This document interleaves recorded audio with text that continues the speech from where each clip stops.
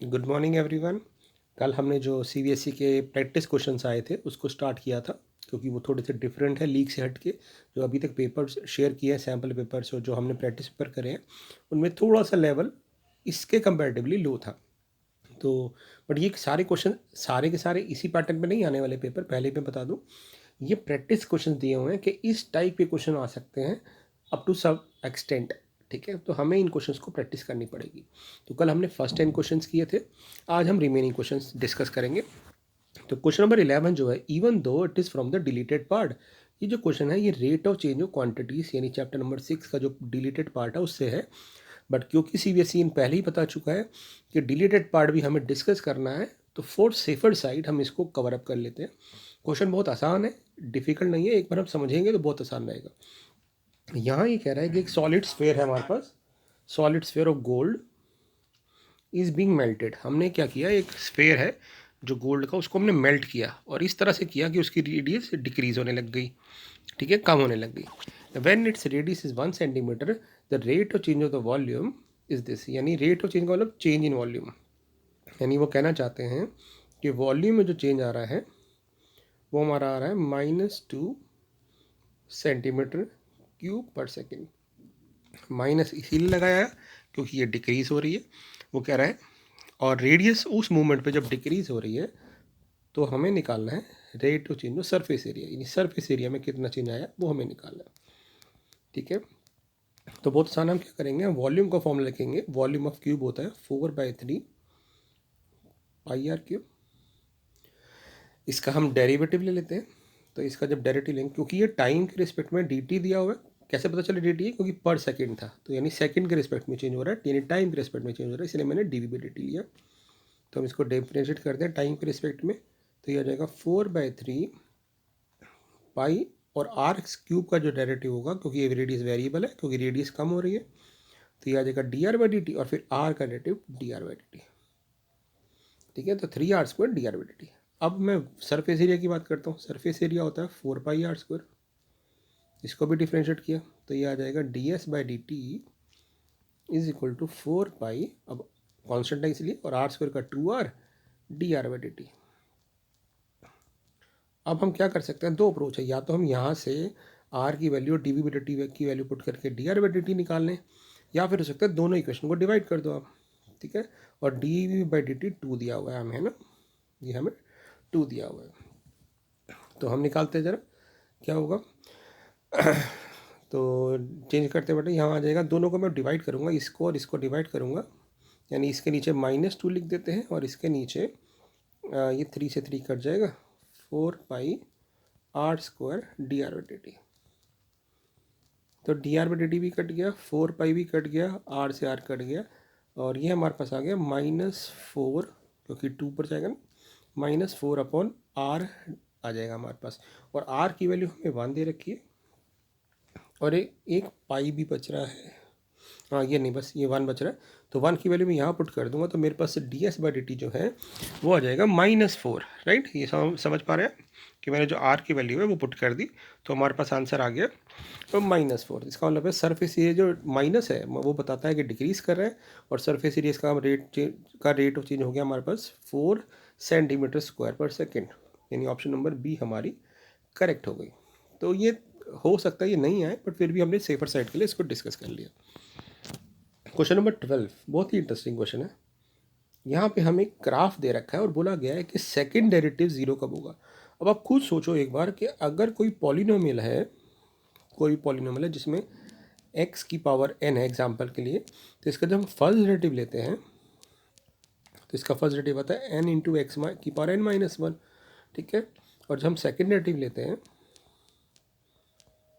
तो यहाँ पे ये डेरिवेटिव आता है n-1 x की पावर n-2, यानी पावर 2 डिक्रीज हो जाती है। ये तो सिर्फ समझाने के लिए बोला मैंने। इन शॉर्ट हम ये कह सकते हैं कि अगर कोई लाइन है, स्ट्रेट लाइन, तो लाइन की इक्वेशन क्या होती है बेटा, ax+b। तो इसका स्लोप तो कांस्टेंट होता है ना, चेंज नहीं करता, क्योंकि सिर्फ फिक्स है, ऊपर की तरफ जा रहा है या नीचे की तरफ आ रहा है, कांस्टेंट है।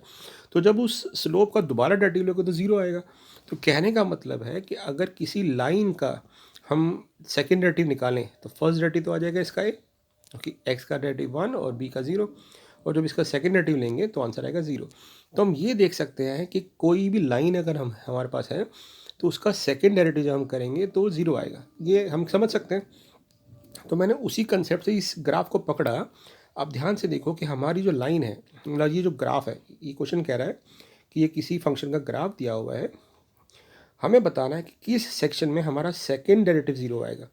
तो हम इसी कंसेप्ट को यूज़ कर सकते हैं कि जहाँ पे भी लाइन कर्व लाइन की तरह बिहेव करेगा उस वाले रीजन में सेकेंड डेरिवेटिव 0 आएगा, क्योंकि फर्स्ट डेरिवेटिव कांस्टेंट आएगा और उसके बाद सेकेंड डेरिवेटिव 0 हो जाएगा, क्योंकि स्लोप ऑफ द स्लोप कह रहे हैं, है ना। तो आप क्लियरली नोट कर सकते हैं यहाँ पे कहाँ हो रहा है ये। ध्यान से देखिए ग्राफ के अंदर, अगर ग्राफ में देखिए तो बी सी एक स्ट्रेट लाइन है, ठीक है, ये एक कर्व है तो इसको हम नहीं लेंगे, और ई एफ एक स्ट्रेट लाइन है, बिल्कुल स्ट्रेट लाइन दिख रही है ग्राफ में आपको।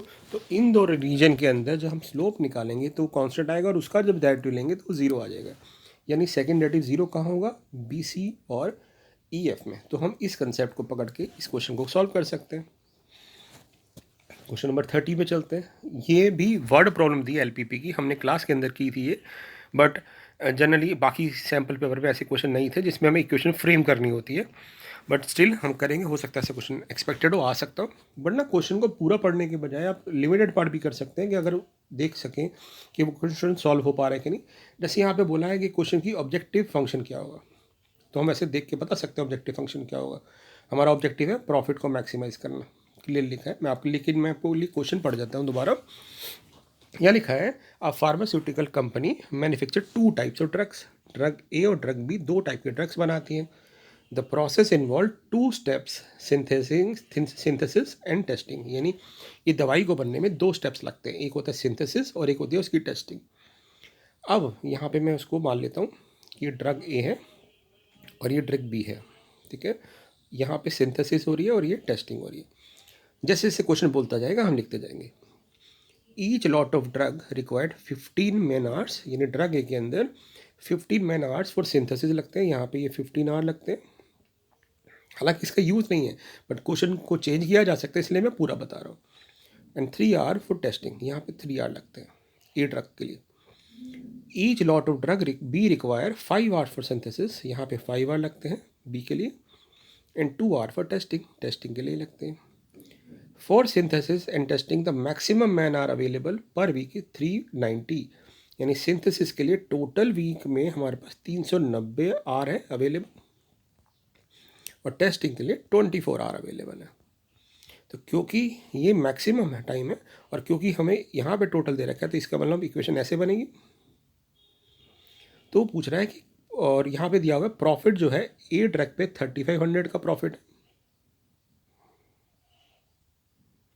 और यहाँ पे 8000 रुपीज़ का प्रॉफिट है हर एक लॉट पे, ठीक है। तो कितनी, how many lot of drugs can should be manufacture, तो ए कितनी बनाए बी कितनी बनाए, तो हम कह लेंगे कि ए के हम एक्स लॉट बना रहे हैं और बी के हम वाई लॉट बना रहे हैं। नहीं तो यहाँ पे लिखा भी है ऑलरेडी, तो अगर लिखा है तो हम उसको खुद ही कंसिडर करेंगे।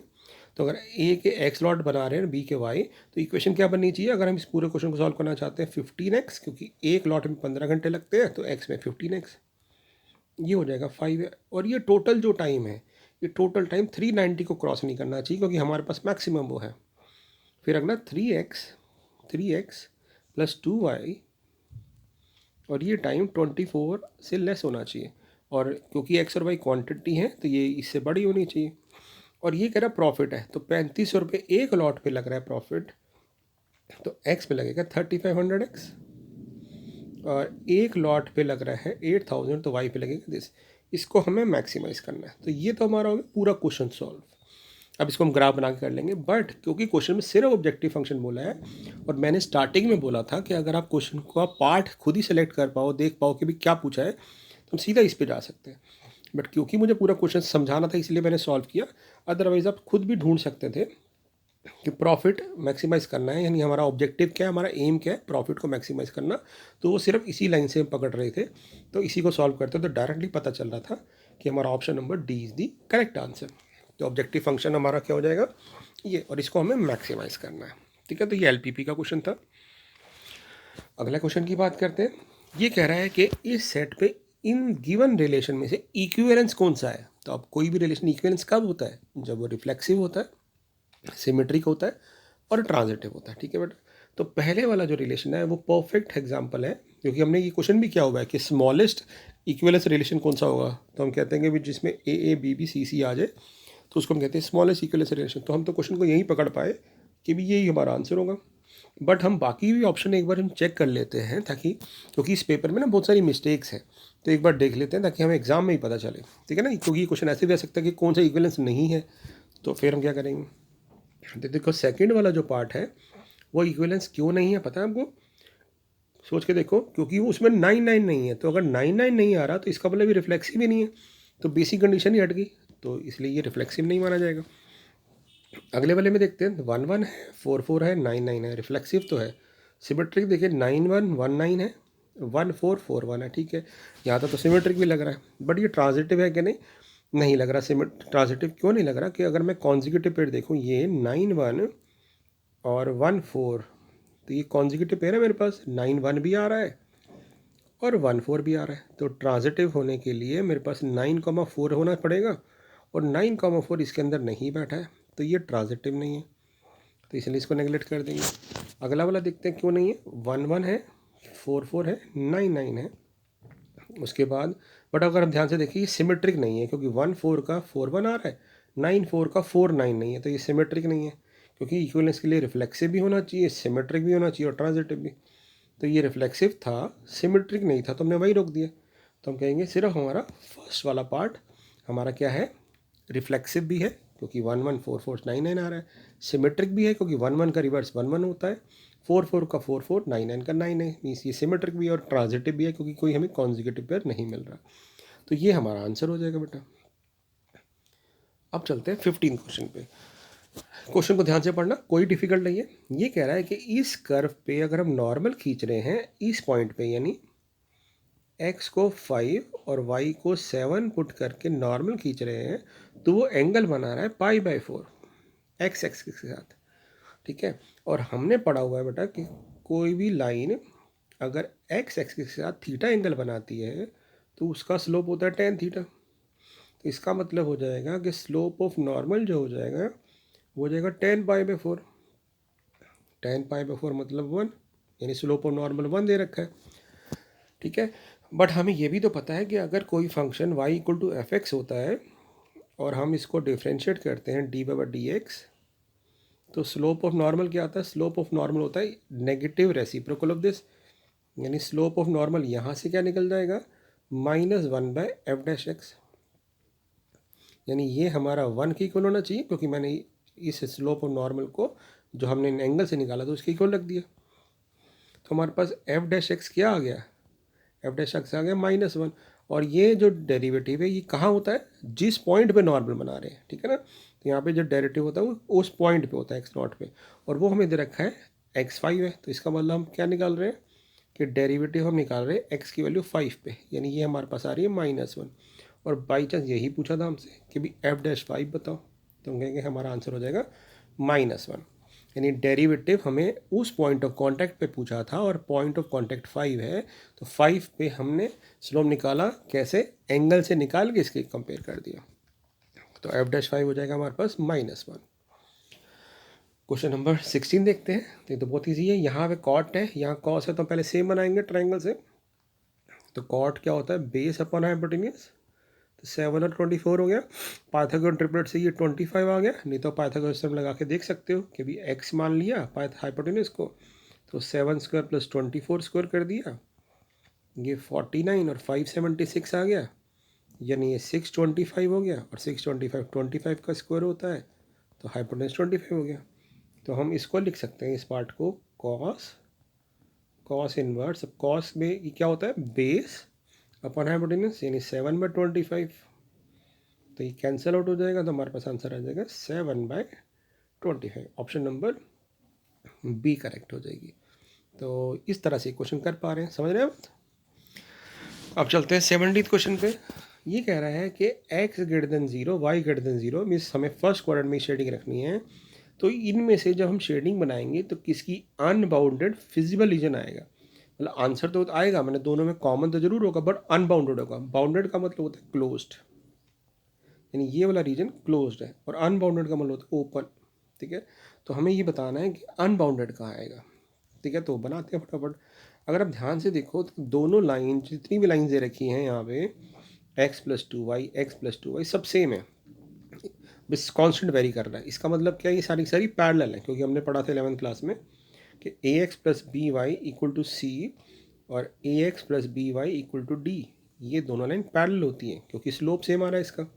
इसका मतलब है जब हम इसका ग्राफ बनाएंगे तो पैरेलल लाइन ही आएगी। ठीक है बेटा, तो फर्स्ट केस में हम इसकी लाइन बनाते हैं फटाफट, क्योंकि टाइम ज़्यादा नहीं लगाएंगे हम। बट इतना देख लेते हैं ये लाइन एक्स एक्सिस को कहाँ कट कर रही है। या फिर रेंडमली भी बना सकते हैं, बट ये आ रहा है मेरे पास x2 पे कट कर रही है और y1 पे, यानी ये वाली लाइन हमारे पास 2 और 6 ऐसे चली जाएगी। x+2y=6 और 6 के लिए 6 पे जाएगी और 3 पे जाएगी, तो इस तरह से पैरेलल लाइन चली जाएगी। ठीक है, अब क्वेश्चन की बात करते हैं। तो पहले केस में दोनों की शेडिंग क्या है, <0 <2 <6, यानी जब 0 0 पुट करेंगे तो 0 <2 ट्रू आ रहा है, यहाँ भी ट्रू आ रहा है, तो दोनों की शेडिंग टूवर्ड द रीजन जाएगी। तो कॉमन रीजन हमारा ये आ जाएगा, क्योंकि हमें फर्स्ट क्वाड्रेंट से बाहर जाना नहीं, तो ये तो आ गया बाउंडेड रीजन। तो बाउंडेड रीजन तो हमें नहीं चाहिए, हमें अनबाउंडेड चाहिए, तो ये हमारा आंसर नहीं होगा। अगले वाले सेकेंड पार्ट में क्या है, जब हम इसमें 0 0 पुट करेंगे 0 2 से ग्रेटर आ जाएगा फॉल्स, यानी इसके लिए फॉल्स हो जाएगी। मैं इसकी तरह शेडिंग दोबारा दिखाता हूँ आपको। ठीक है, 2 के लिए फॉल्स हो जाएगी बेटा, है ना, 2 के लिए फॉल्स हो जाएगी, मीन्स 2 के लिए shading away from the origin जाएगी, यानी इसकी शेडिंग इधर जाएगी। और 6 के लिए ट्रू है तो इसकी इधर आएगी, तो कॉमन रीजन हमारे पास ये हो जाएगा, ये वाला। तो क्योंकि हमें फर्स्ट क्वाड्रेंट के बाहर जाना नहीं, यानी फिर से ये बाउंडेड आ गया, हमें तो अनबाउंडेड चाहिए, तो ये शेडिंग भी नहीं हो सकती। अगले वाले में है 2 ओरिजिन की तरफ आ गया और 6 फॉल्स हो गया, तो इसमें तो कॉमन रीजन ही नहीं आया, तो ये फिजिबल रीजन नहीं है, तो इसको भी छोड़ देंगे, क्योंकि फिजिबल मतलब कॉमन भी आना चाहिए और अनबाउंडेड भी आना चाहिए। तो हमारे पास लास्ट ऑप्शन बचती है डी। तो डी क्यों सही होगा देखें, क्योंकि अब मैं दोबारा बनाता हूँ, देखिए। तो डी के लिए क्या होगा, जब हम शेडिंग बनाएंगे तो क्या हो रहा है, देखो 2 की लिए भी फॉल्स हो रही है, 2 की भी इधर जा रही है, इसकी भी इधर जा रही है, तो कॉमन रीजन कौन सा हुआ, ये वाला, क्योंकि फर्स्ट क्वाड्रेंट के बाहर जाना नहीं, तो कॉमन रीजन हमारे पास आ रहा है, बिल्कुल आ रहा है, और वो अनबाउंडेड है, ओपन है, तो यस ये हमारा ऑप्शन हो जाएगा। तो हम कह देंगे इस केस में हमारा डी ऑप्शन करेक्ट हो जाएगा। ठीक है, अगला क्वेश्चन की बात करते हैं। यहाँ पे एक फंक्शन दे रखा है और पूछा हुआ है कि √3 लोकल मैक्सिमा है, लोकल मिनिमा है, एब्सोल्यूट मैक्सिमा है, या नीदर मैक्सिमा नॉर मिनिमा है। तो हम क्या करते हैं, पहले फर्स्ट डेरिवेटिव लेते हैं, देखते हैं टर्निंग पॉइंट भी आ रहा है कि नहीं आ रहा। तो सबसे पहले हमने क्या किया, डेरिवेटिव लिया, तो इसका डेरिवेटिव आ जाएगा 3x² - 9। अब इसको हम क्या करते हैं, टर्निंग पॉइंट निकालने के लिए इसको हम 0 के इक्वल रख देते हैं, तो x के 2 पॉइंट आ गए +√3 और -√3, क्योंकि x² = √3 हो जाएगा और x की वैल्यू ±√3 आ जाएगी। अब हम सेकेंड डेरिवेटिव निकालते हैं, सेकेंड डेरिवेटिव आ जाएगा 3 × 2x, x² का डेरिवेटिव 2x और 3 का 0। तो हम देखते हैं कि सेकेंड डेरिवेटिव में √3 पुट करने पे क्या हो रहा है, तो ये आ रहा है 6√3, यानी ये पॉजिटिव आ रहा है।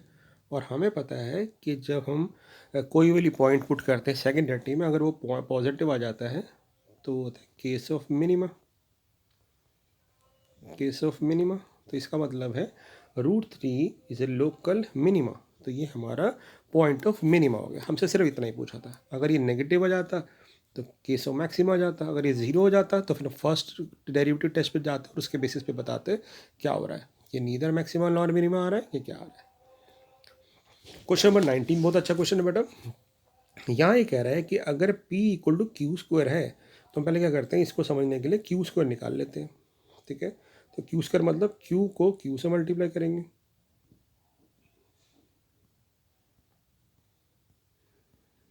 तो क्या आएगा, इसको आपको मल्टीप्लाई करना आता है। पहले हम इस रो को इस कॉलम से मल्टीप्लाई करते हैं, तो ये आ जाएगा a² + 0। फिर फर्स्ट रो को सेकंड कॉलम से मल्टीप्लाई करते हैं, आ जाएगा 0। इसको फर्स्ट रो को सेकंड रो को फर्स्ट कॉलम से करेंगे तो आ जाएगा 2a + 6 और फिर 0 + 9। ये आ गया हमारा Q², और ये दे रखा है P के इक्वल। तो तो जो हम इसको पी के इक्वल रखेंगे बेटा, अब इसको ध्यान से समझना है, तो हमारी सारी एंट्री सेम होनी चाहिए। 0 0 के इक्वल होना चाहिए, 9 9 के इक्वल होना चाहिए, ये इसके इक्वल होना चाहिए और ये इसके इक्वल होना चाहिए। तो हमें यहाँ से क्या मिल रहा है, जब हम A1 को कंपेयर कर रहे हैं तो A² 4 आ रहा है, A की वैल्यू 2 और -2 आ रही है, ठीक है।